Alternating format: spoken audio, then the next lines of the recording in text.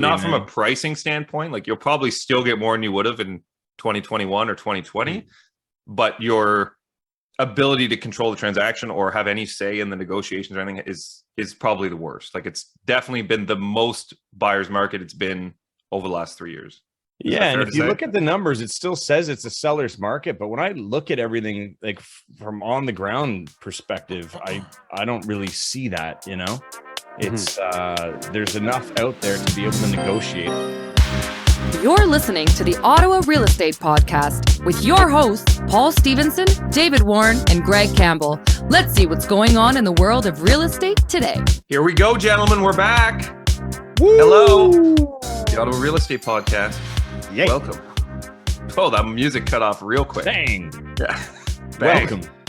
You know, guys, I got a lot of comments last week with no drum roll on the mood boost. And we just have to, we have our producer back now. Steven's here. We'll introduce Steven first. My bad, everybody. My bad on the drum rolls. We are back. My name is Paul Stevenson. I am a mortgage agent, and I'm here with level 2, I should say. We have to say that now.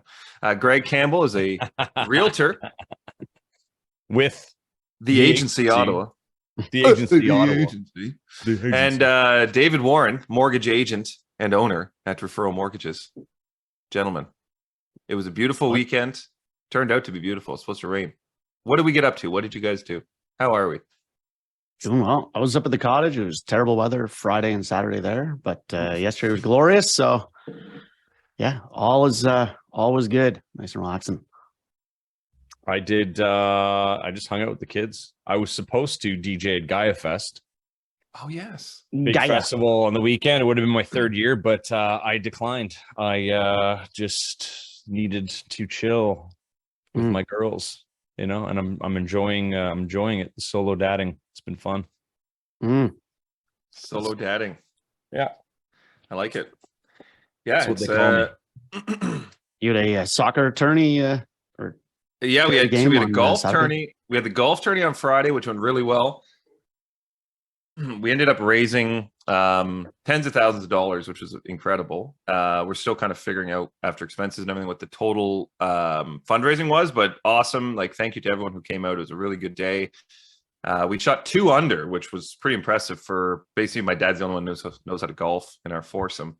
So it was pretty impressive to even get anywhere near par.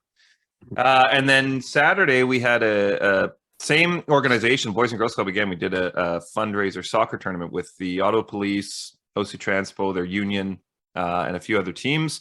And we ended up losing in the finals 3-2. Damn. On a last-second penalty shot. So it was very disappointing. And thank you again to everyone who came out and supported that. So really good weekend of fundraising. I got lots of sun, which surprisingly doesn't really show. If I do that, you can see the checkers on my face. My head is much redder than it looks. You just don't have that warm setting on the camera. Setting is not set to warm. Well, the sun is also, I'm getting burnt again right now in my office. Yes. So, it's just I seem to have that warm setting. I've got the white shirt. My skin looks gloriously tanned for me. It does. I think. Normally I'm as white as Paul most times. What's funny is I'm actually translucent. He's probably actually as dark as I am right now. You just can't tell from the camera and the lighting. Yeah, it's the angle. I don't know that we need your face that close to the camera there, Paul. Sorry, everyone.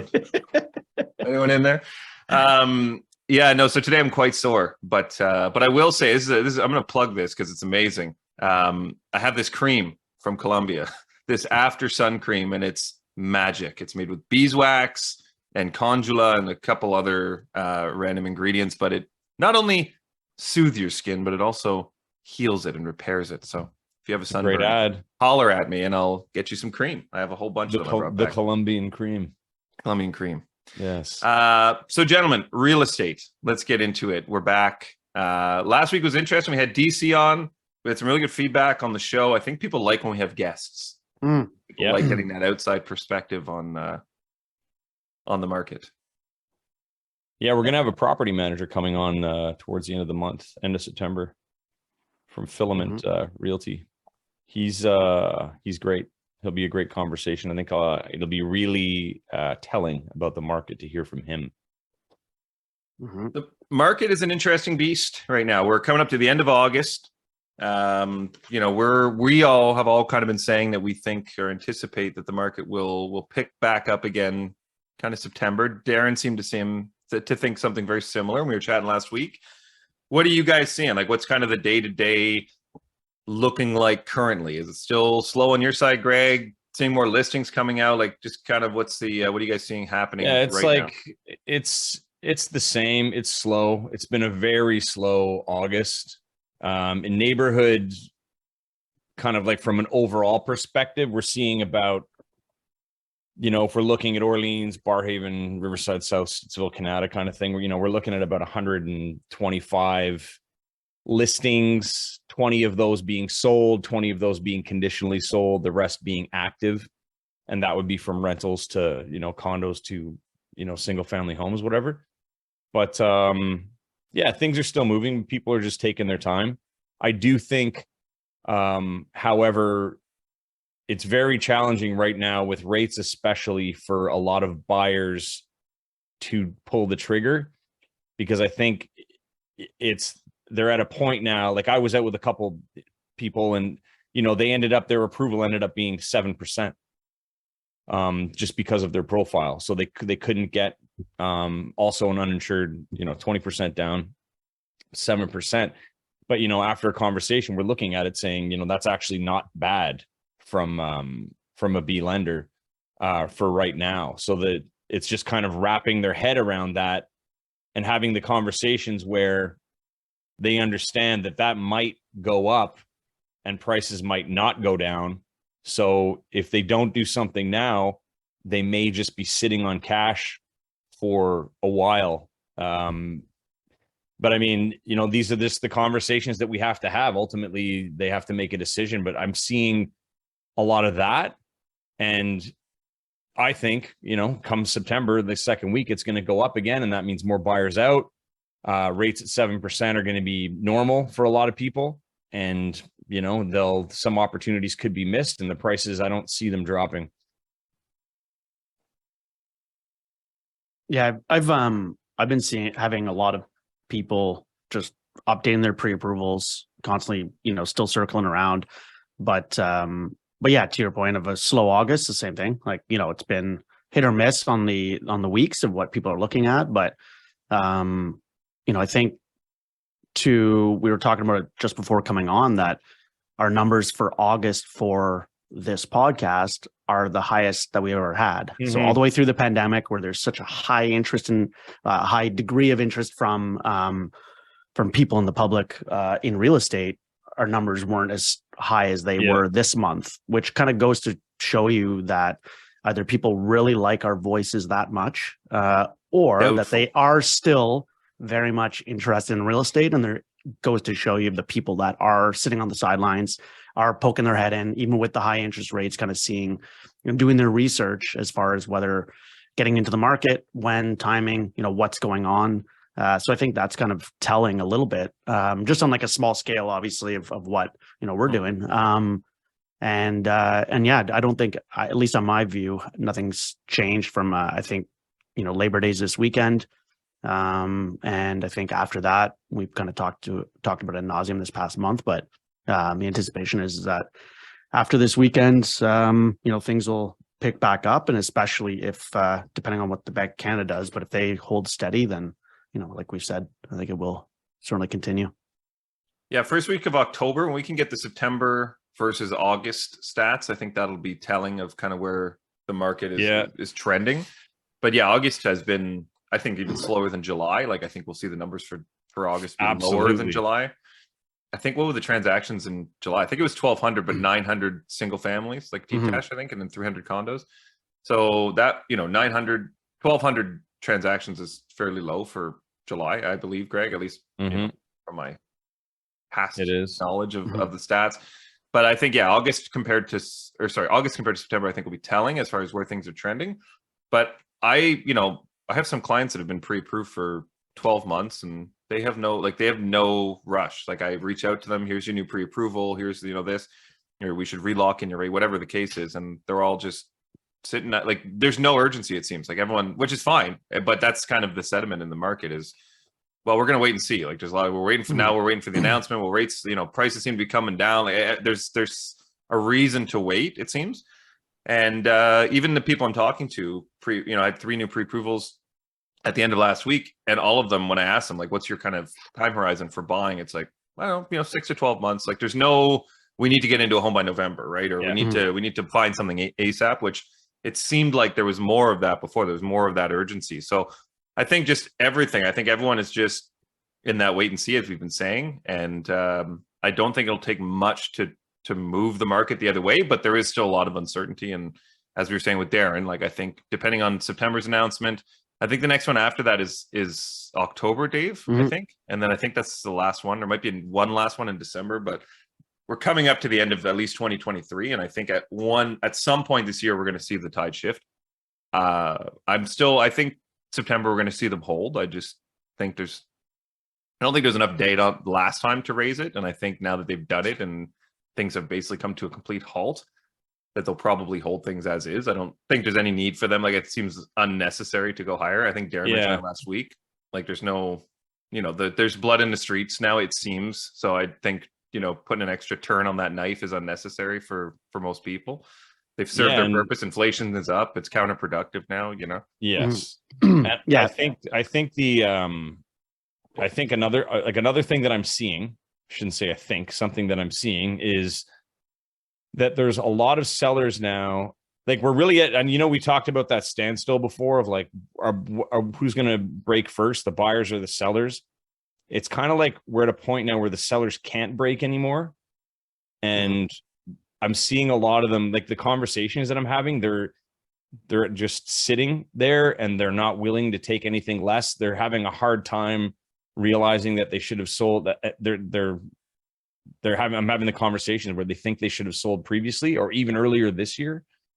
So they don't know what else they can do because they can lose, or they won't be able to get into their new place without that new place being a rental.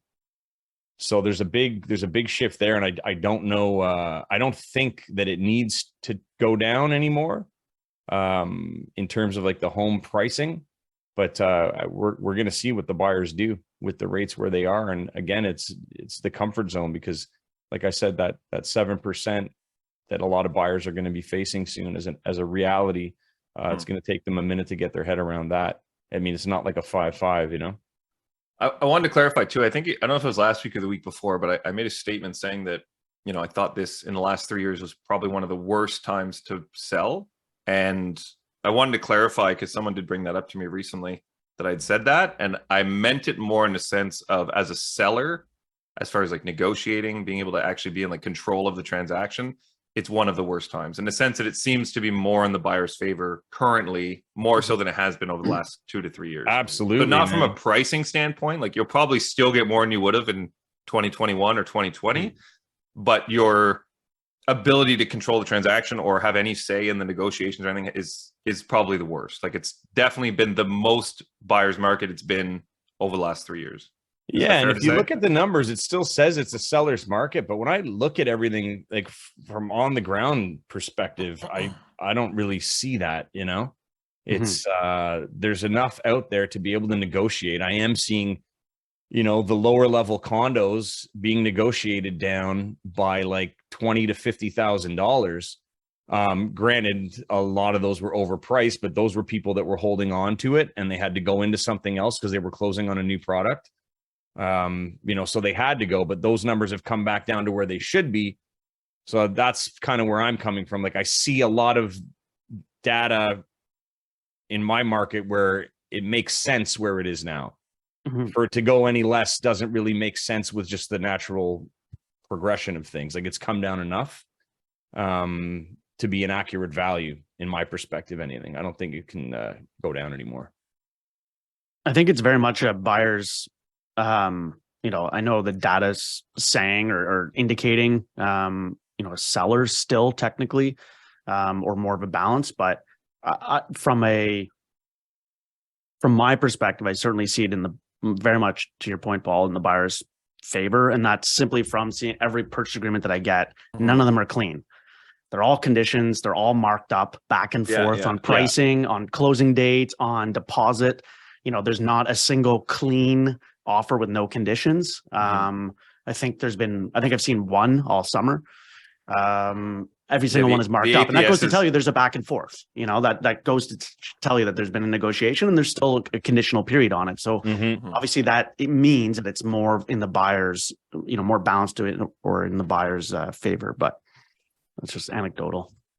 Yeah, I was going to say those APSs start looking like those kaleidoscope tracing things when we're kids and just keep going in a circle. And it comes out as a great pattern. That's the APS cover page is like, ooh, all right, let's try to find. It's like, where's Waldo trying to find the final purchase price? I remember prior to the pandemic when shit went crazy, we'd have, negotiations like that. Sometimes we'd have so many back and forths that at the end we would just do a new agreement. Right. See the amendment. I haven't had to do one of those, but new agreement attached. Yeah, I can't read this anymore. Yeah. So an interesting article I saw, guys. It was late last week, but they were talking about obviously rates. Dave and I talked about rates a couple of weeks ago, and then Darren was on. We were talking about rates and qualifying. Greg, you were mentioning, especially with the privates, like not having to use a stress test and just everything regarding rates. I saw this interesting article on Canadian Mortgage Trends, my go-to. It says fixed rates back as top mortgage product of choice. This was via National Bank. So it says new data showed that a record 95% of borrowers opted for a fixed rate mortgage in June, according to a research report by National Bank. He says a significant turnaround from early 2022 when rate hikes were just started and just 43% of originations had a fixed rate mortgage. It's a surprising development given that many believe we're nearing the peak in policy rates and that a downturn is likely. There was a couple charts there, Stephen, that you had. It was a distribution of mortgage originations by rate type. Very interesting because it shows literally from mid 2021 just a massive uptick in fixed and a complete drop off of variable, like from 55% to 5%. Like you can actually see it's a very, very, I don't know if sorry, I'm not on Zoom. There's Stephen has a chart up there. So very interesting. You can see that chart in the graph. And as they said, I mean, there is a very, like Darren mentioned last week, like there's the plan was always to start easing rates at the end of this year, kind of easing back into lower rates on the variable side.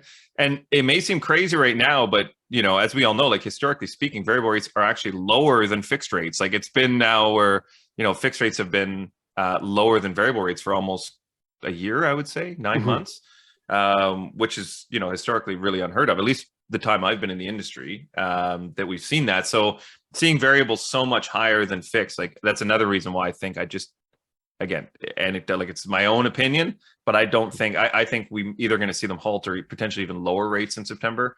But all this to say, like now that 95% of people are going fixed, like like I was saying a couple weeks ago, it's a huge amount of people that are kind of locking in those guaranteed returns as well for lenders, right? And for clarity, the next rate announcement's Wednesday, September 6th. So next Wednesday, and then October 25th. And then one last one, December 6th. Right before Christmas. The old Christmas gift. That'll be a job. Well, you know what? We spoke about it briefly before we came on. It's going to be interesting to see what actually happens with these new conversations about mandates and how that may affect our industry again. Yeah.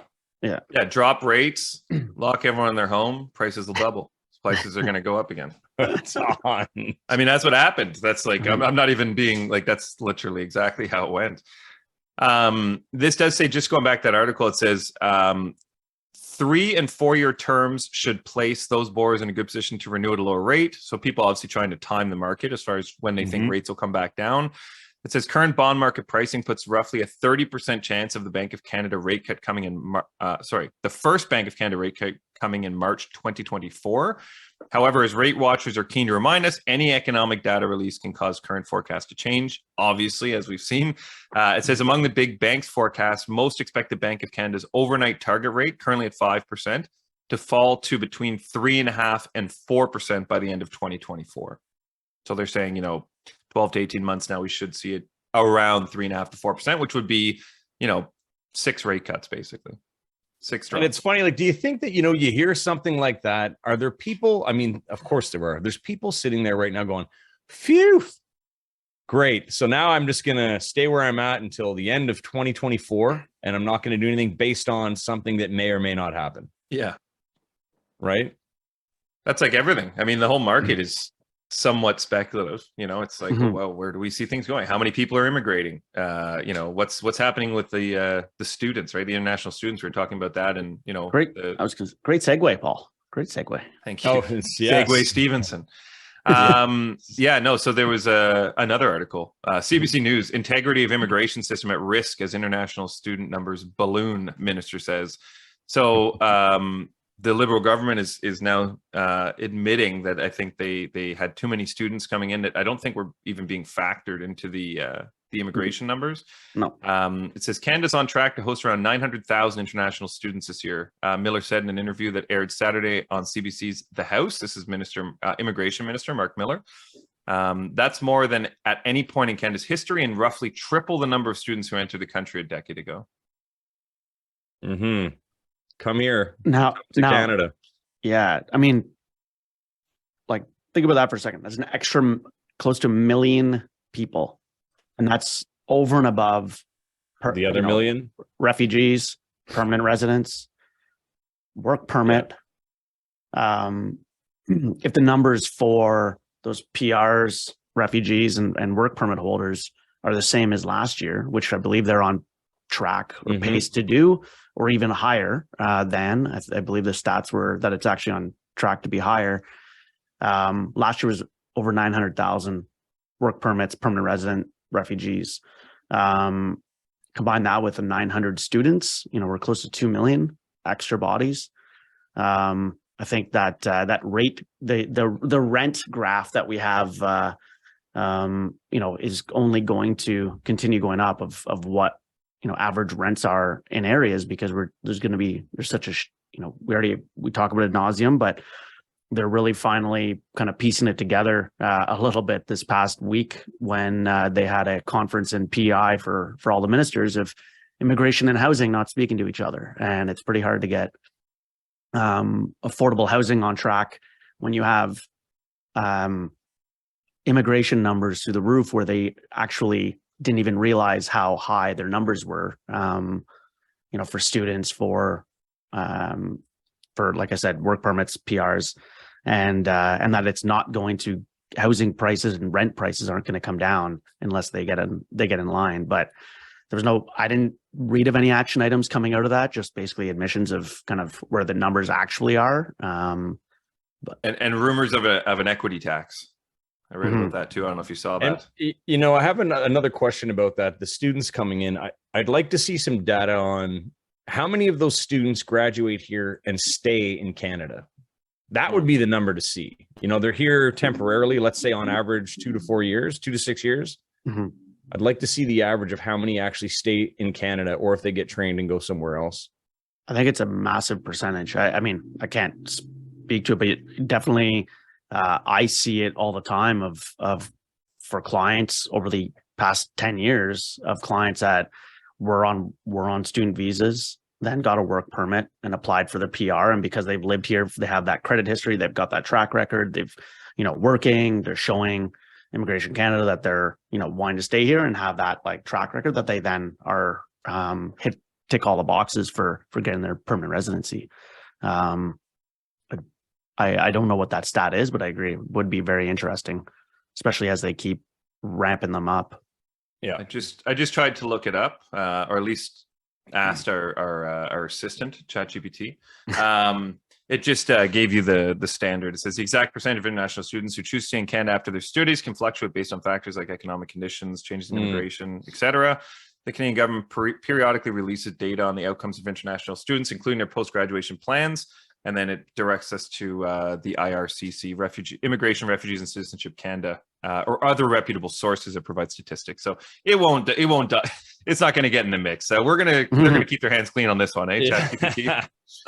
No, well, that's not fair. We're not getting involved in that. The schools must need the money, obviously. To be fair, obviously people apply, they get accepted, they have the money to come in. But it's like when you look at a number like that, there's obviously a reason for it. That's just not, they don't just take anybody.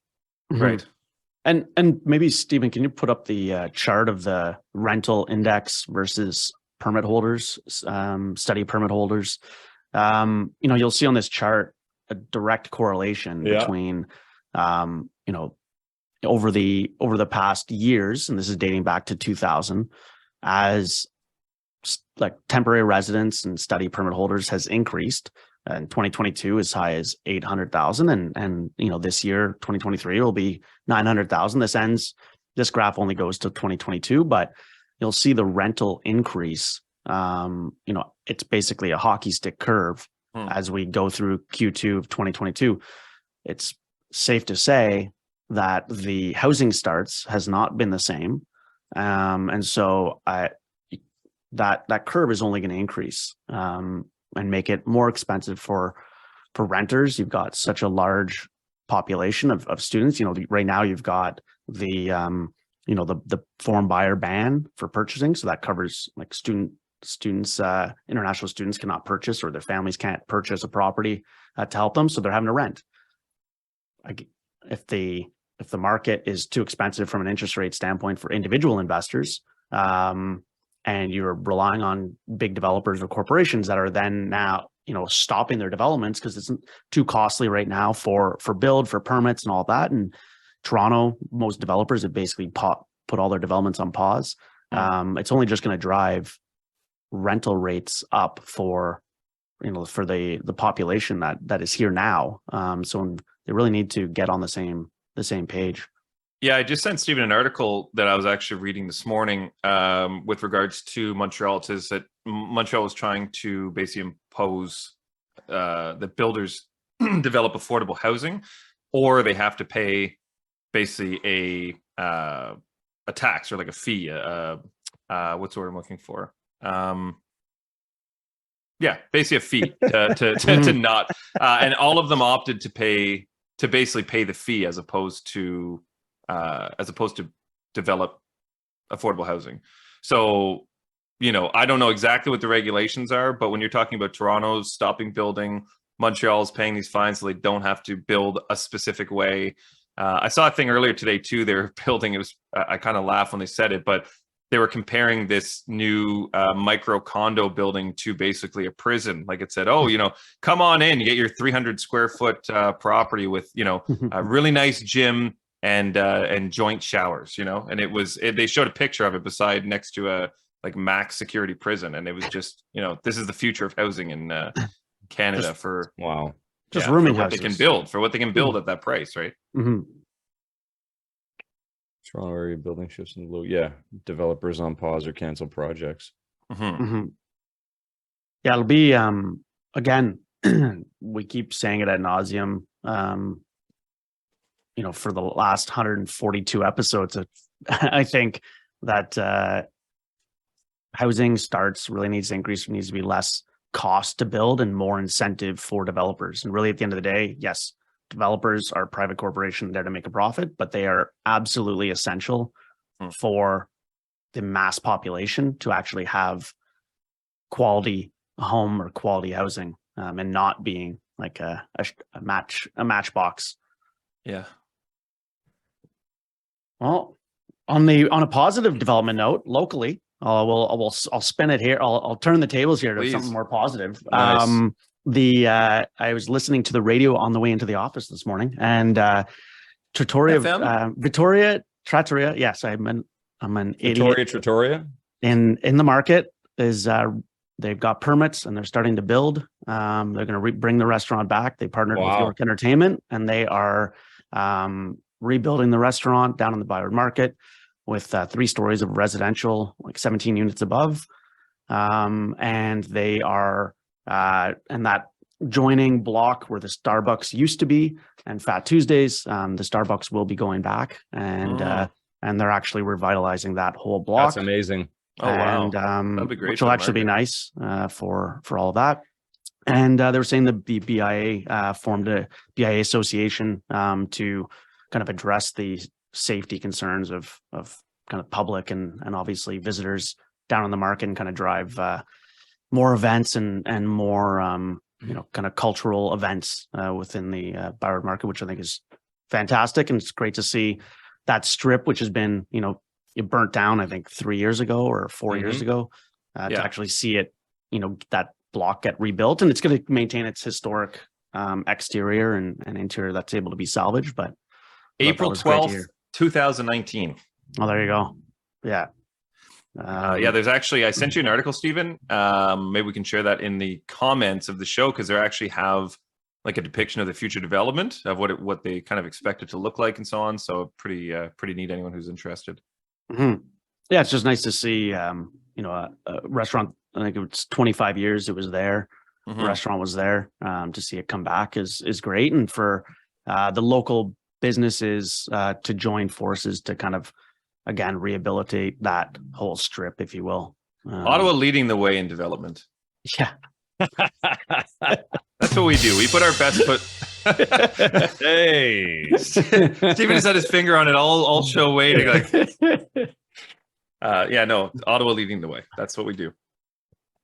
We lead the way. We on that rim shot? Boost our moods. Yeah, Boost our moods, should we Paul. jump into the boost? I got 5 today. I couldn't pick. Do it. Yeah. So I'll just start. I'll start here. Number 1. Number 1. To the guy who invented the zero. Thanks for nothing. Thanks for nothing. Nada. Zilch. Okay. Number 2. Did you hear about the guy who drank 8 Cokes? He burped 7 Up. Die. Oh. Yeah. Had one too many. Number 3. Why did the man name his dogs Rolex and Timex? They were watchdogs. Of course. Watchdogs. Oh, wow. Yes.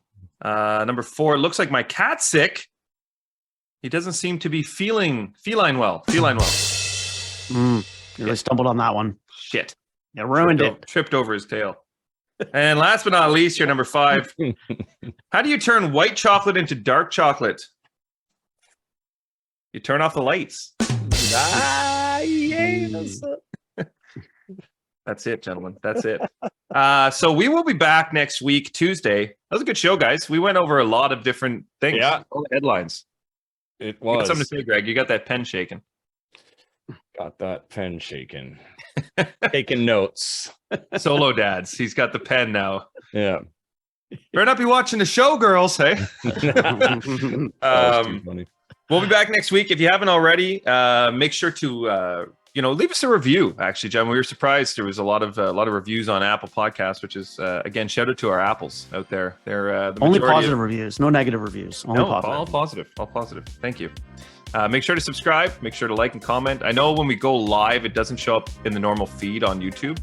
So that's if you do subscribe, you'll be notified when we go live. So you get the heads up. Otherwise, Tuesdays 10 a.m. We'll get these out to you. And thanks as always for listening, gentlemen. Have a great week.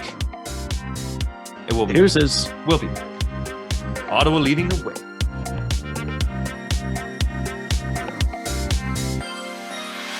Thanks for tuning in, everyone. We hope you enjoyed today's episode. Please remember to like, share, comment, and subscribe because we'd really like that.